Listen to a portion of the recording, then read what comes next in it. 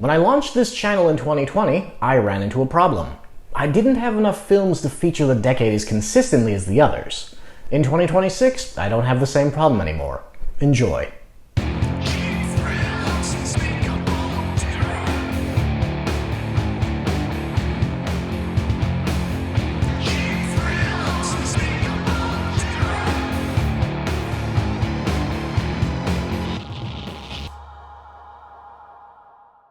Mad God, 2021.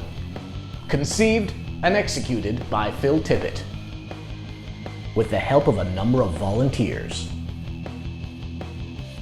In a bleak, dystopian hellscape, an assassin descends behind enemy lines to execute his fatal mission. To review this film properly, I need to talk about the artist behind it. Phil Tippett is a legendary stop-motion animator and visual effects artist, often regarded as the successor to Ray Harryhausen.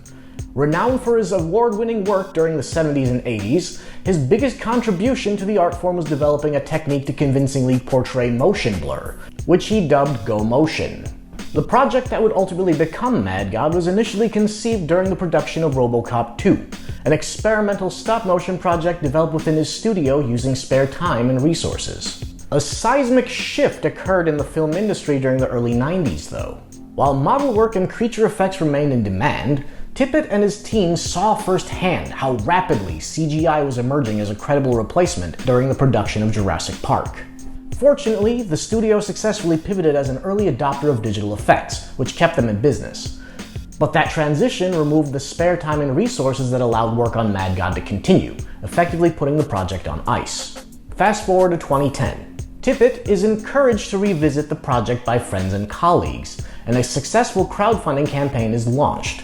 Mad God was finally going to see the light of day, with teams of artists and volunteers intermittently helping bring its hellish landscape to life under his guidance over the next decade. Now, this is an experimental film in the truest sense, and because of that, the usual conventions of filmmaking take a back seat. There's no real dialogue, no traditional characters, and no definitive plot beyond its opening setup, an assassin being lowered in a diving bell into a grimy, nightmarish hellscape. Instead, the stop motion itself becomes the star of the film. You have to approach it less like a conventional story and more like an improvised jazz piece performed with clay. It's not about plot so much as it is about expression. And what a powerhouse the visuals are! The film is desolate, surreal, nightmarish, and visceral. And yet when you recontextualize it as a defiant love letter to an art form, it becomes a grotesque spectacle that is as jaw-dropping as it is impressive. There's also an unmistakable tangibility from the visuals that enhances the experience due to the use of practical effects. Sure, these visuals easily could have been fabricated digitally, but there's an inherent sense of physicality that makes the film so much more impactful. Verdict? Highly recommended. I honestly cannot recommend this film highly enough. It's a must-see film that will really move you one frame at a time because of stop motion. That concludes this week's review. If there's any obscure sci-fi or horror film you'd like to suggest, feel free to leave a comment below. Make sure to tune in next time for another thrilling, low-budget venture.